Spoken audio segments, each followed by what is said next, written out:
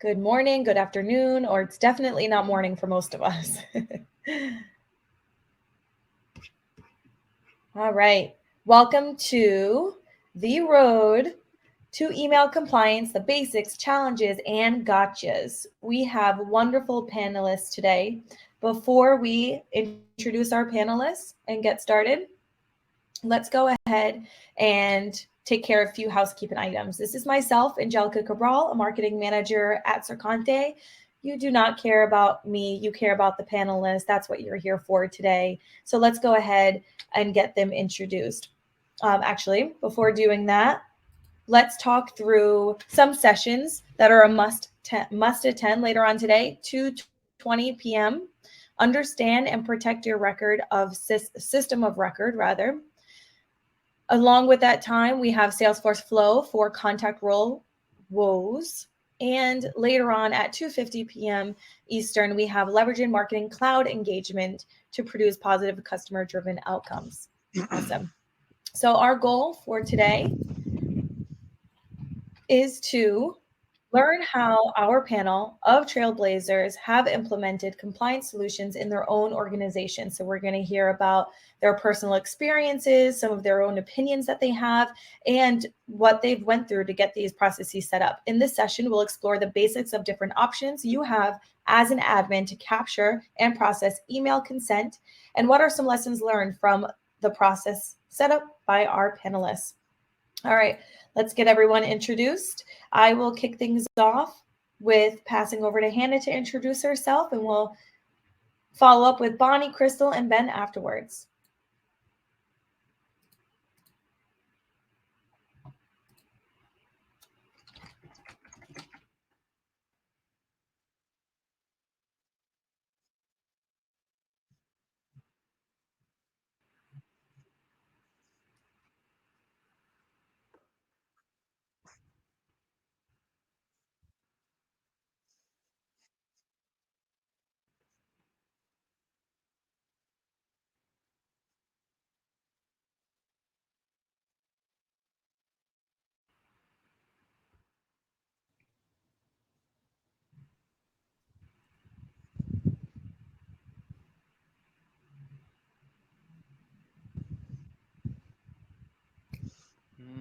I think we are not hearing Bonnie.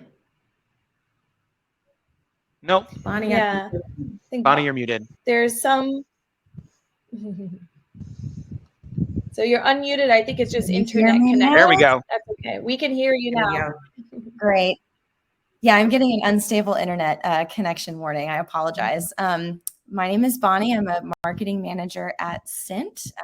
We are a market research company, and my main role is email marketing, nurture program management, database management, and marketing automations. All right. Thanks, everyone. My name is Krystle Solomon. As you can see on the slide, I'm a marketing automation strategist, and I've split my time here in a hybrid role as a privacy compliance specialist for the past years and some change. And I've led marketing automations and Salesforce implementations and migrations in my time with Sercante, and a little bit of 6 degrees of separation. Both Hannah and Bonnie, I've worked with them with a couple of projects here during my time at Sercante, and I've known Ben as well through some of our previous chats in the Salesforce environment. So looking forward to the discussion today. Cool. My name is Ben LaMothe. I lead the Pardot/account engagement practice at BDO Digital. And this is my third Mardreamin. And so I'm super excited to be here and talk about something that's increasingly important and becoming something that as organizations get a little more deeper into their Pardot.orgs and add more business units and other divisions, the topic of compliance and respecting email preferences across brands becomes a bigger and bigger deal. So I'm super excited to be here to talk about that. Awesome. Thank you, everyone, our great panelists. Now, come on. There we go. Let's jump right into our burning questions. Now, What are some of the leading email compliance regulations enforced today, and who does it affect? I will start with you, Hannah. Yeah, sure. So I think the two that, we pay closest attention to, of course, is the CAN-SPAM here in the United States, and then also GDPR for the EU. And we also have a Canadian division. So we do focus on the Canadian anti-spam legislation as well. Those are really the top three. They're pretty similar. I mean, CAN-SPAM and the Canadian law is really similar. It's really GDPR that seems to be, I guess, the strictest when you look at the regulations. So that really covers all of North America and Europe. All right, let's pass it over to you, Bonnie. Any thoughts? Yeah, I would just add that I think for any, global company with an email marketing program, keeping an eye on, developments in data privacy regulations is also really important. I feel like there's something in the news about it almost every week, and it can be challenging to keep up with, but very valuable in addition to, just how you're, sending emails and thinking about it in that way. It's also important to think about, what kinds of data you're storing related to your customers as well and contacts. Awesome. Absolutely. And it sure is changing all the time. That is for sure. I'll pass it over to you, Krystle. I know that Krystle has done tons of work internally for us at Sercante, getting our team up to speed with compliance regulations.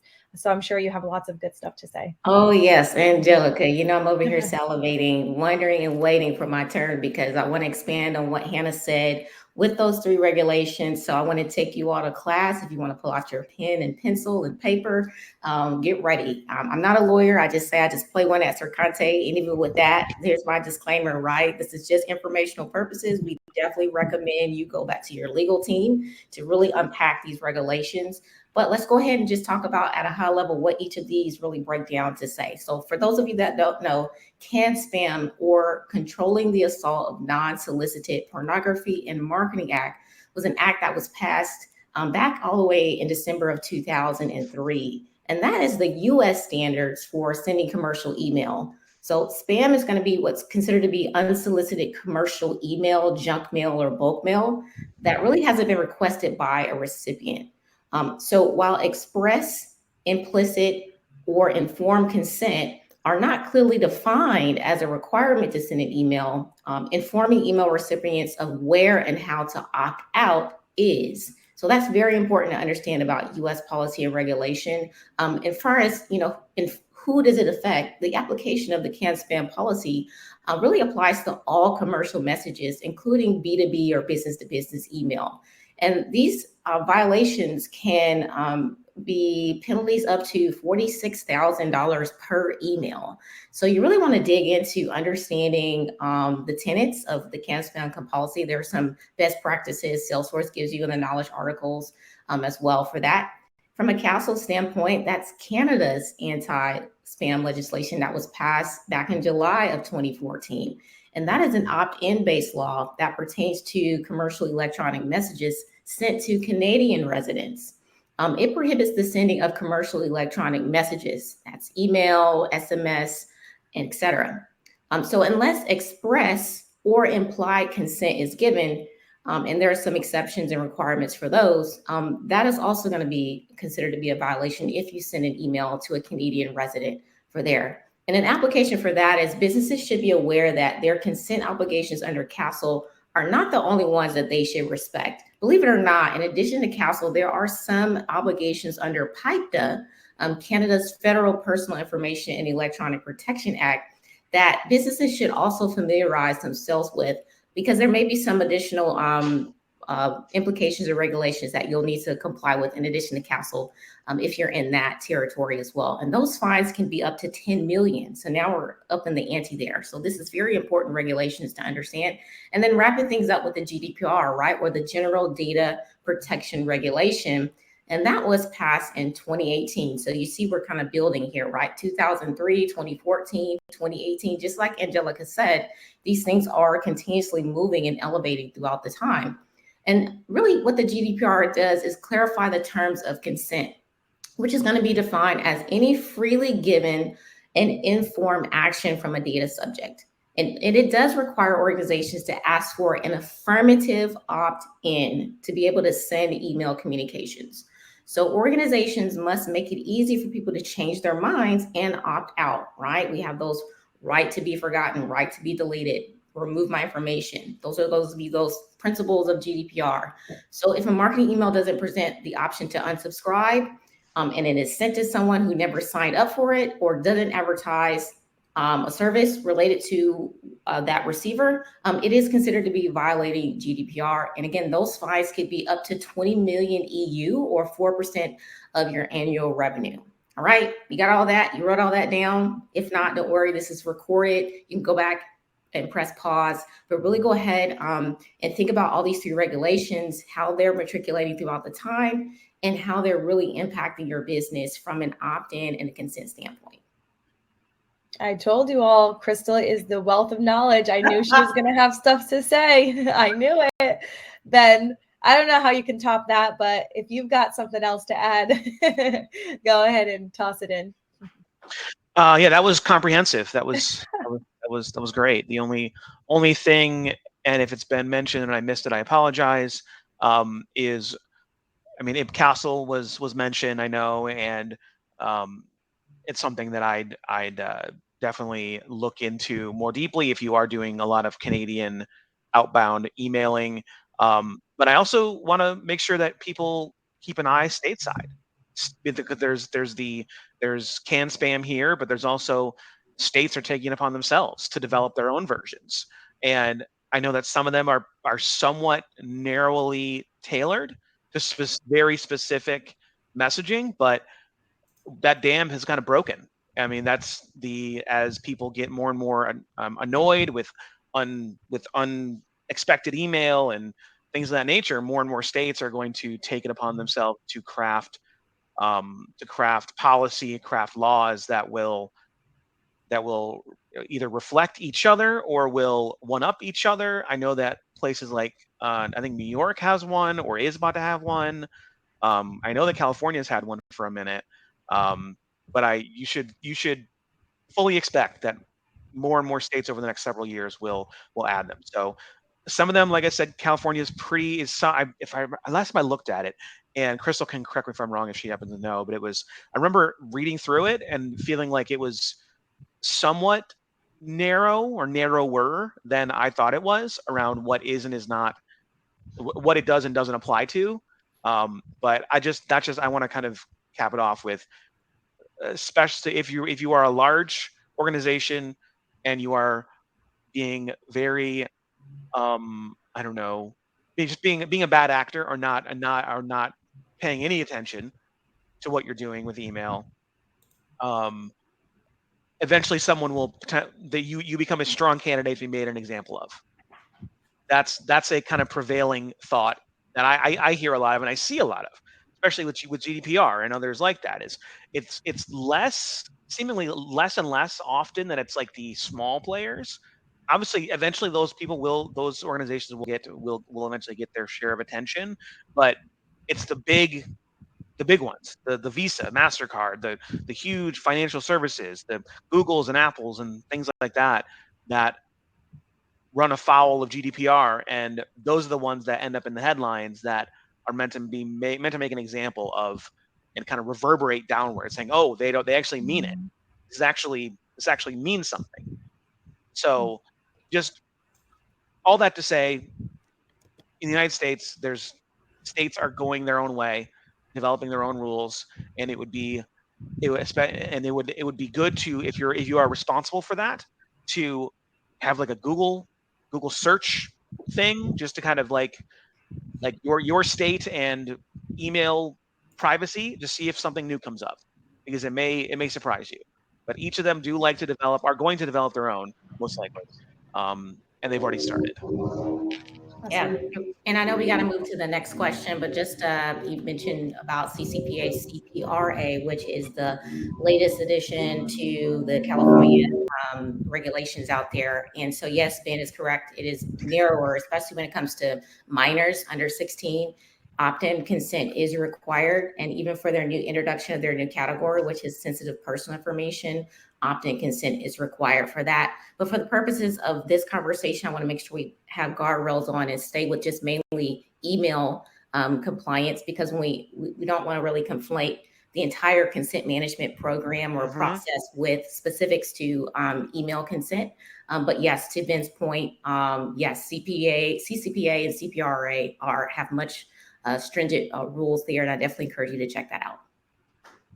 All right. If there's anything that you're going to walk away with today's session, it is certainly information. That was a great way to kick us off with question number 1. Moving on to question number 2, which is my favorite one, because for us that are just starting off in our email compliance journey, what are some of those top resources? And in the chat, let us know where you're at in that journey. No shame. If you need some work, if you need to make some improvements, if you haven't started yet, just let us know where you're at. This question, I think, should help a lot of you out on where to get started. So we will ping back to Hannah to kick us off. What are some of those top resources you would recommend? Yeah, so when I'm looking for top resources that are specific to either the Pardot or Salesforce, I'm going to places like the Drip. I look at Sir Conte's blog, The Spot. I often end up, checking out Jenna Mobley's site. She has great resources as well. Those are kind of my key go-tos for really specific information. But honestly, there are so many other sources out there. Every time I'm looking for inspiration or I go to do something, I almost always just do a quick Google search just to see, what are the top 3 blogs. And I'll just read through those because there's, an abundance, obviously, of information available. And I just like to see different perspectives. And personally, normally, I just take different perspectives and I kind of aggregate that and create my own customized version for what I think is going to work for my organization. So I don't really have too many specifics other than really for Salesforce and Pardot. But yeah, Google. I would love to hear what everyone else also uses. Awesome. I'll pass that over to you, Bonnie. Yeah, I think similarly to Hannah, a lot of what I've learned has been just kind of through trial and error research. I think there's a couple of recommendations that I would make about how to seek out resources. I think one is that to me, like when I looked at this question, I really thought of 2 different areas, right? So one is email content. And that one's fairly straightforward, just making sure that the emails that you send out meet basic regulations in terms of content, and then also, how they appear to popular mail servers, things like having an unsubscribe link and, checking to make sure that you don't have any words that might flag a spam filter and things of that nature. And then I think the other thing that I look at is database compliance. So honoring opt-outs, not using purchased lists, seeking out instruction. I would also recommend, someone in your organization within your marketing department should probably be your email compliance champion. And if you're on this call, it's probably you. So I would recommend, taking on that, taking up that flag and really being the person within your organization to champion it, because it is such an important thing to keep in mind. And I'll try to keep this brief, but the last part I would just recommend is to partner with your IT and your legal teams. I think marketing and IT don't probably spend enough time communicating, but your IT team is going to be your resource for things like monitoring your domain for block listing, keeping an eye on your sending reputation health, and they can be a really valuable asset for you in making sure that you continue to remain compliant. And of course, as Krystle mentioned earlier, your legal team is a great resource. If you're looking to stay on top of compliance, you will have a fan base there in your legal team. And so I think it's important to keep in touch with them, see what resources they may recommend, or what kinds of information they may want to share with you. I love that, Bonnie. You said one word, fan base, and that's exactly how I feel about Krystle, right? She is our internal person. I'm her fan base. She's our internal email compliance. If I get a question, I go straight to Krystle. I love that. What do you have? What are your thoughts, Krystle? Yeah, and piggybacking off of you, I saw that you put in the chat that we will be sharing this deck after today's presentation with some recommended links that are that will be included. So some of the previously mentioned email compliance regulations, as well as a few Salesforce knowledge articles and third-party platforms that specialize in additional email compliance management system support. So we will be sending those. So I think Sarah saw that in the chat there. So feel free, there'll be clickable links. But just at a larger level, kind of where I get my information from throughout my research, IAPP is a great industry best practice resource. They actually are the leaders in following policy and regulations, and they have tons of pre-recorded webinars that you can dig through and take a look at. Also, data guidance is another repository of information. I believe that is run by OneTrust as well. They've got a great library of resources there, but stay tuned and be on the lookout for the deck that we're going to provide, because there's a ton of links that we've already given you there. Awesome. What about you, Ben? What are some of the top resources that you would recommend, and even ones that you've come across in your journey? So I'm a big fan of it skews a little bit. It kind of crosses between really techie deliverability stuff and also privacy and compliance. I would encourage you to check out spamresource.com. That is one of my favorites. It is run by someone who he was the head of deliverability at Salesforce Marketing Cloud for like 15 years. Now he does his own thing. But yeah, he does a lot of writing, and he does guest speaking, and he's basically like the guy when it comes to deliverability and privacy. So it kind of cuts both ways. But I would encourage you to check out spamresource.com.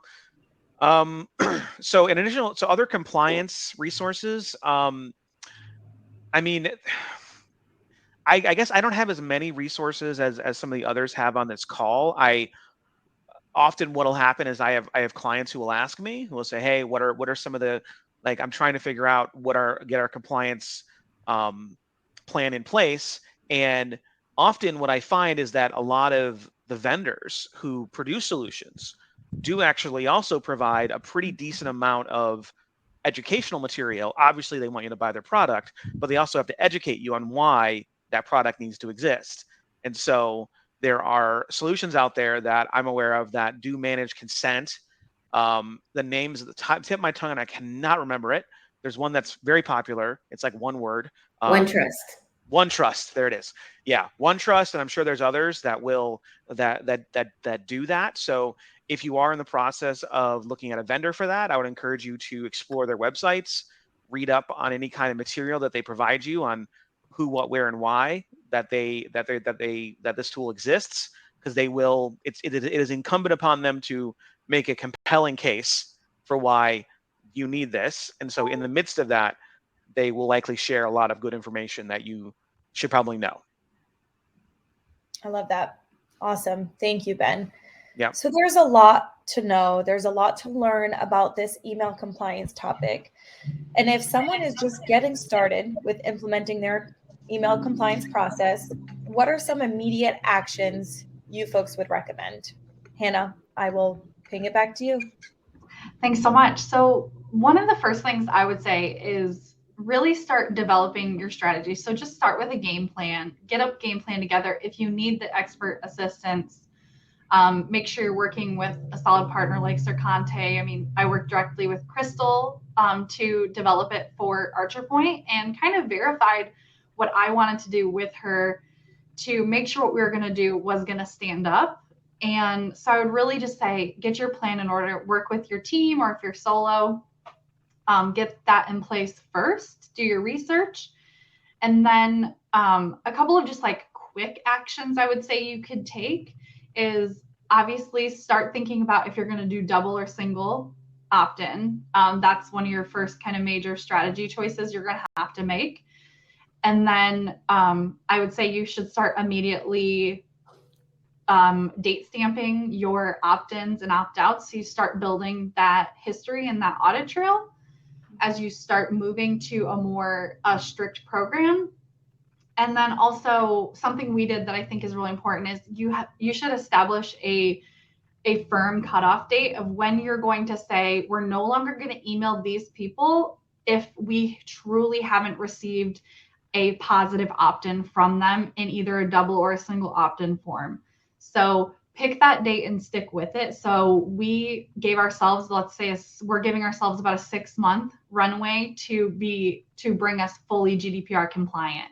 And that gives us plenty of time where we're not just cutting our email list and just, shooting ourselves in the foot and having no one to speak to and getting it in our common newsletters, our common communications that people are used to seeing, but it also gives people the opportunity to not truly opt in. And then we have a firm date of getting them out of our system. Yeah. That's awesome. Thank you for that. I just pictured your entire journey. That was a great breakdown of everything. I mean, I've worked with clients myself and they're not ready to fully dive into that compliance projects, but some of the things that we were able to quickly turn around was a lot of that date stamping fields and starting to auditing, what that trail looks like for them. So great advice. Bonnie, I will pass it over to you. What do you have to add? Yeah, I think, outlining your goals at the beginning of the process is so important. And I think giving yourself, that runway of like, here are some things that I can implement starting immediately today. And here are some things that I could see myself implementing in, 3 months, 6 months, a year, et cetera, is a really good way to go about it. When I came on board in my current position, I was working with I think 10-year-old database with a lot of contacts. And there was never really an owner prior to that position being created. And so it was a huge opportunity for me to kind of re-engage some parts of the database, determine, which parts really didn't make sense to continue to try to message, do some validation practices. So I would say I'm a huge advocate for database hygiene and really believe strongly in, kind of being very, aggressive with it. And so that's definitely one of the first things that we started out with. I would also recommend, as a resource, we went through some of the Pardot engagements as we were beginning to plan out our strategy. And I would say if you're just starting out, that was a really helpful tool with that vendor. So going back to, vendor education, there's some great resources for kind of sort of assessing where you are in the process and where you'd like to go. And then, of course, working with a partner like Sercante is also incredibly helpful just to, get that guidance that you need and some sort of extra things you may not be thinking about. It's always helpful to have, that kind of insight. And then, definitely selecting which opt-in. I'm also an advocate for the double opt-in process. It's one that we use and that has worked really well for us, but it does take some time to transition to that process, right? So, planning out how you'll do it, how you'll implement it in all the various places where you might collect contact information is definitely important. And I think digging into the history of your database as well. So as part of that database hygiene piece, looking at, is there a time in the past where we might have put in a list that really doesn't belong in our system, that kind of thing, interrogating a little bit with, what you've got in the data and seeing what makes sense to keep and what makes sense to get rid of is also a really important part of the process. Yeah, absolutely. I loved that you said you looked at your dormant prospects as an opportunity, because it is, right? It's an opportunity to re-engage and put them through your new process. And that's one of the immediate action items that I certainly would recommend as well. Is most of us do have dormant prospects that are kind of just living there. They're not engaged. We might be emailing them, but they're not opening. They haven't unsubscribed. But let's use that email compliance process to kind of get them re-engaged as well. What about you, Krystle?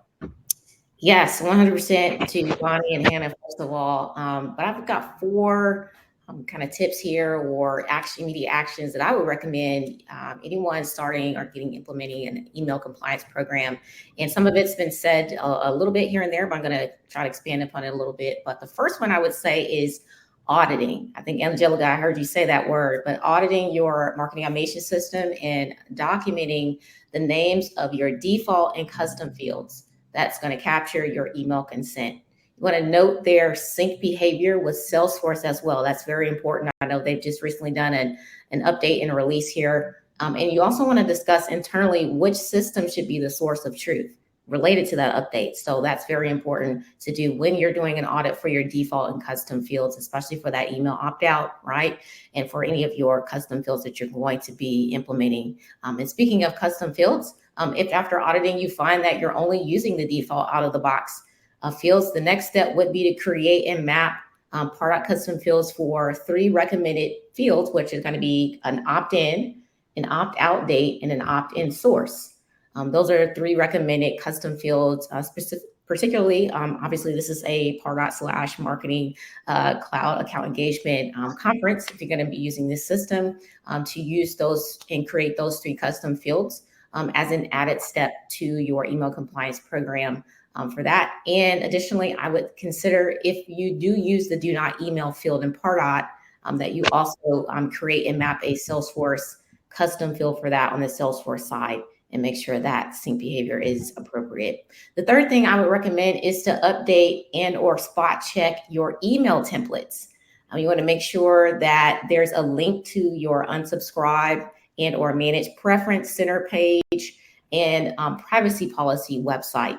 That's a kind of a third lingering, lesser paid attention to link in the email templates. Pardot actually won't let you publish a template without one of the first 2, right? And the privacy policy link provides really just good brand trust with your consumers, and that you're fulfilling those statutory requirements set out by the global and domestic privacy laws to publicly communicate how your organization collects and processes consumer data. All right, so that privacy policy is going to continuously give transparency and increase your brand trust if you put those in your email templates. And if you do business in California, right, to those California residents, I would also consider including a link to your do not sell my information website page in the footers of your email templates as well. So that would be my third thing, is just go ahead, take a look at all those email templates, make sure all those links are in there. And lastly, I would create a clear and easy opt-in and opt-out method via your email preference center pages. Okay, ensure the page is on brand and the subscription lists are clearly defined and up to date. So Bonnie talked a lot about going through those previously created lists and updating that information. So I would recommend doing those 4 steps listed. Awesome. Thank you, Krystle. Let's go ahead and pick up with question number 4, and I will toss this one to you, Ben. Can you talk about some of the pros and cons of managing email consent across brands within a single business unit? Yes. So this is kind of this is tricky, and really there isn't, and I mean, people obviously, if you disagree, please speak up, but there really isn't a super clean way to do this within a single BU. The real, I mean, how deep do you want to go here? So, really, I mean, what I typically have to kind of recommend is not to over rely on the single standard Salesforce opt-out, because the out of the box Salesforce opt-out that you map to is a one and done. But if you have people who are, let's say, okay, so you're in a single BU and you have someone who is a customer on one brand and a customer on another brand. They receive email from brand 1 and they decide they want to opt out globally of brand 1. They will, what you have to do is you have to have basically a custom field, either a custom field or a tag, and then create a global, like not a global, but a top level list per brand of everybody who is opted into any email for that brand. And then that is basically where you have to source all your mailable records from. That's how I think about it, because otherwise, if you have multiple brands in one org and you're managing multiple opt-in and opt-outs across these brands, you have to have a single source of truth, and you have to have a list or something that is telling you, okay, everyone in this list is opted in. The moment that they become opted out, they're no longer in this list, and they're therefore are no longer going to be receiving emails from this list that are seeded from this brand specific list. It's managing it across a single BU is hard. It can be done across multiple BUs a little easier, but without having multiple BUs, you absolutely should manage it across multiple brands. You should not. I would encourage you not to assume that one opt-out from brand 1 is the same as an opt-out from brand 4, because they can have completely different products. And you're basically making the assumption that the person who received the email from brand 1 does not want to get email from brand 4, and that may not be true. So creating some kind of process in place that creates a distinction and allows you to have the single source of truth, this single list of, here's everybody in brand 1 who has opted in, a dynamic list, everyone in brand 2 who has opted in brand 3, and so on. And then all of your future lists originate from that as a source. So instead of querying your whole database, you can create these little segments per brand and know that the people who are in these other lists have opted in or opted out from the master list for that brand. That's how I would recommend doing it, or that's my first thought of how to do it. And it requires a decent amount of upfront effort to do it, but doing that will at least allow you to retain some sanity by knowing that you've got these source lists that are clean per brand, and then everything that you create thereafter, is clean because it's being cleaned at the top. Anybody who is no longer mailable for brand X will be removed from all the other lists that derive from that larger list. And then as you go, if people were to opt out of futures, you just basically it just self-manages. As someone opts out from the global master, that opts out and the global master sees that, removes them, and so it ensures that all your lists remain clean. Now, how you manage that is either set a custom field or a ticket, not ticket, a tag. But it's a challenge. It's one that I encourage people to take on, because if you just decide that if they've opted out globally, then they've opted out of everything, you're kind of shooting yourself in the foot, and you're being kind of presumptuous that they don't want to receive email from any of your brands because they opted out from one of your brands. That is a revenue killer, because people are saying, oh, I want to email X, and like, oh, well, they opted out. I'm like, okay, well, did they opt out of our other brands? And like, well, I guess no, technically, but they opted out of this other brand, and we just assumed that they didn't want to get email from either, from any other 4 or 5 brands. And that's gonna be a difficult conversation to have to explain the rationale. So setting it up, I think, is certainly doable, but it does require a bit of upfront effort to do it. But once you've got your sources of truth, your kind of sub databases, if you will, and then you make sure that you create all your lists that originate from that sub database, it kind of runs on its own at that point. And I'm curious to hear any of the other panelists, if they have other approaches that they've done, if they want to poke holes in my approach that I've just put forward. I'm happy to hear it. I can pick that up. This is actually a problem I deal with every single day. Archer Point has a sister company called Sweet Engine, and we actually operate within one Salesforce org, one ERP system, and one Pardot instance as well. We do not have the business unit features, so this is something that is a little bit of a headache for me. Actually, one thing we do is we have an SLA within our company, in our parent company, that says who is the true owner of the record. So we have a controlling field that says, is this an Archer Point record or is this a Sweet Engine record? And there's some rules around how that's determined and if and when it ever gets switched and how that happens, because that also all makes a difference within the back end of our ERP, which is integrated into our Salesforce org as well. So that's a controlling field that we use. And then we do have different preference centers and different subscription types for each of the brands. So people can opt in and opt out of specific communication types. So if you want events for Sweet Engine versus events for Archer Point, et cetera, those are managed separately. Right now, the opt-in values and opt-out values are shared. That's something that actually I plan to separate out in 2023.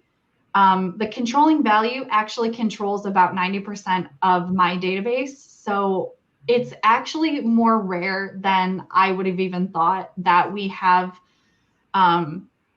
records that are constantly getting overridden on each other coming from each side of the house. It actually happens. It doesn't happen that often in my particular situation, but it does happen enough that I get questions and headaches coming to me where it's something that I do plan to fix next year. And what Ben was saying, I do plan to separate out those values, create custom fields where I'm managing basically the opt-in separately from the Archer Point side versus the Sweet Engine side, but the process for each of those will be operated the same on the back end.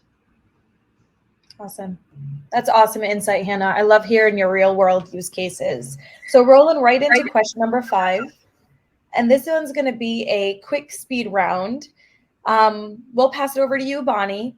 What are, let's say, one pro tip listeners can take away with them if they're looking to start or refine their email compliance program? Sure. You read my mind. I had already narrowed it down to one. So I think the most important thing I would recommend is just focus on honoring intent. If you've ever filled out a form for something and started getting lots of emails about unrelated things, you know that it's, annoying to the recipient. They're less likely to consider your brand. So intent is important legally, but it's also important to the strength and integrity of your brand. So I would just say focus on, making sure that you're focusing on quality over quantity of your subscribers.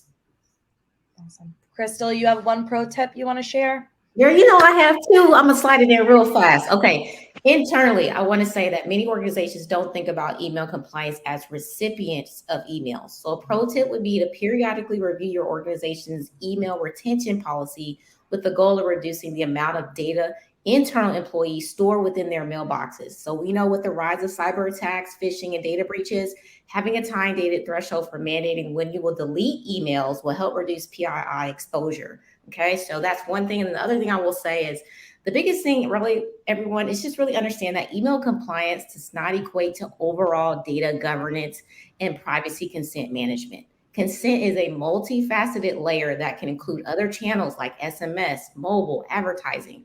Additionally, consent is widely defined in various geo-territorial privacy regulations. So you really want to understand how each privacy regulation defines consent, such as implied, implicit, informed, or explicit, so that you can review that with your internal legal team and take the appropriate actions thereafter. Did I do that fast enough? Very fast. All right, rolling right into question 6, our last question to wrap us up. We have about a minute and a half, so this one's going to be a speed round as well. What was your experience with executing a single opt-in versus a double opt-in process, and which method have you found to produce a better quality audience and customer experience? Let me push this to you, Hannah, because you were talking about double opt-in process earlier. Yeah, so we chose to go with a single opt-in. I think Bonnie said she does double, so maybe she can pick it up after this. But we chose that route really because of email deliverability and all of the filters that are on email servers these days. So we decided, so we didn't get caught, we wanted to, as long as we got that explicit consent from you and our language is very clear when you opt in and always provide an opt-out option, we decided single was going to be appropriate for our business. Now, when I started down the road, I initially wanted to do double opt-in, and I since changed my mind The only reason being is there isn't actually a specific requirement for either. There isn't anywhere that says you have to do one or the other. It's up to you and to choose what is going to be best for your organization and your end users. Personally, for us, we have a pretty engaged customer base and group of people that are always coming to us we're a source of knowledge in our domain. So we do okay that way, but I think double opt-in could also really benefit, create a really clean list down the road. Awesome. Thank you so much for attending, everybody.